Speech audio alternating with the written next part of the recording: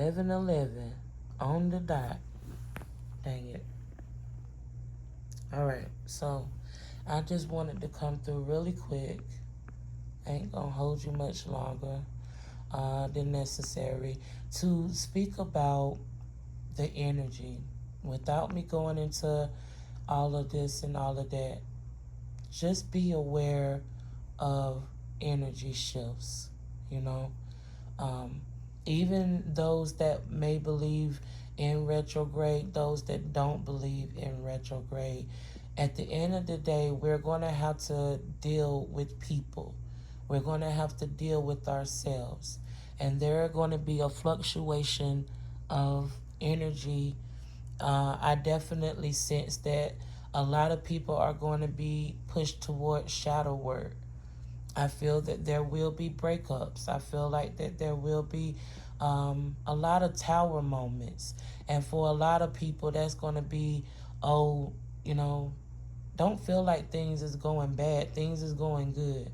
You know, the interruption that job is so that new job can come. You know, the breakup of this person is so that you can get to know self, because there's a lot of energy towards the hermit mode for a lot of people. Don't be shocked if you're pulled to yourself. You just don't feel like socializing. You don't feel like being bothered. You don't feel like going out. That's okay.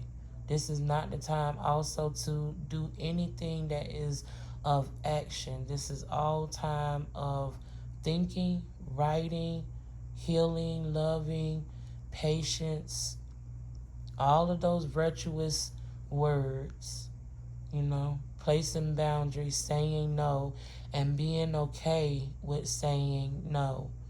Being okay with saying no is not always a long-lasting effect. It takes time to process the mind, the body, and the spirit into the energy of placing boundaries and saying no, and dealing with the ripple effect thereafter. Because typically when we say no to people, we start losing people. And if we are able to have a comprehension and a strength to understand that these people that leave because we say no was not our people anyway, and is good for us, you know, there are others that will feel loneliness. And even us that has that comprehension, and it's easier for us to let you go. In the midnight hour, a pain will hit you as an affliction.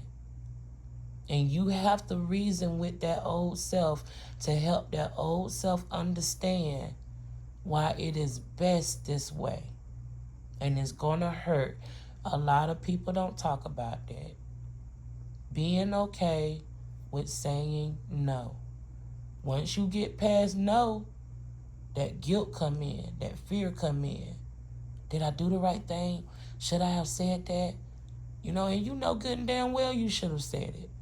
But it's just that, I don't know what that psychological word is. I just know what it feel like. And I know that that energy is going to be plucked this season or these next few weeks.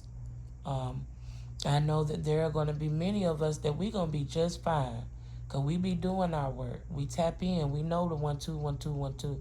But we still might get, you know, caught off guard, you know, when a shadow moment hits us.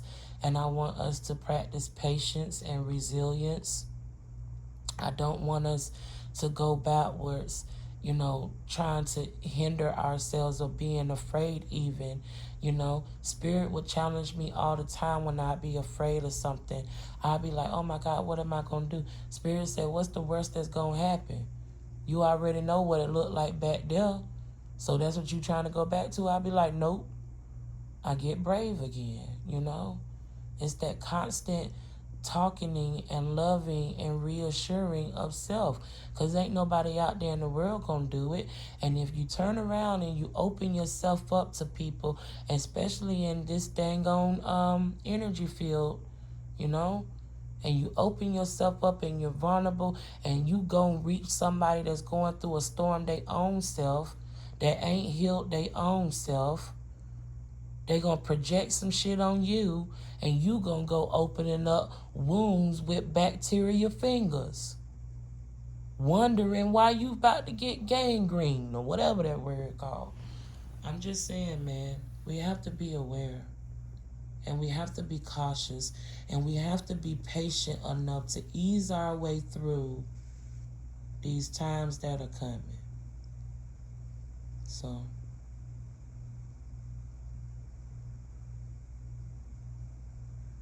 yeah, man, it's a lot, out there in this world, and sometimes we gotta recognize what's real and what's not, and have the ability to, decipher, to use the discernment, to be okay with trusting your own intuition and allowing yourself to breathe in and out, to tell yourself that you did a good fucking job, because you did, and to be at peace with yourself. Just stop with the nonsense of shoulda, coulda, woulda, and I really feel like this energy is directed to a lot of parents. I'm going to share this with you and I'm going to stop talking. The 24th, my birthday is July the 27th. I left on my trip the 24th. The night before, the 23rd, just to keep a long story short, I was complaining to the Creator. I sure was. I said, my children get on my freaking nerves.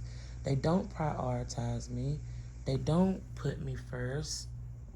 They don't, this is how they do me. This is how they treat me.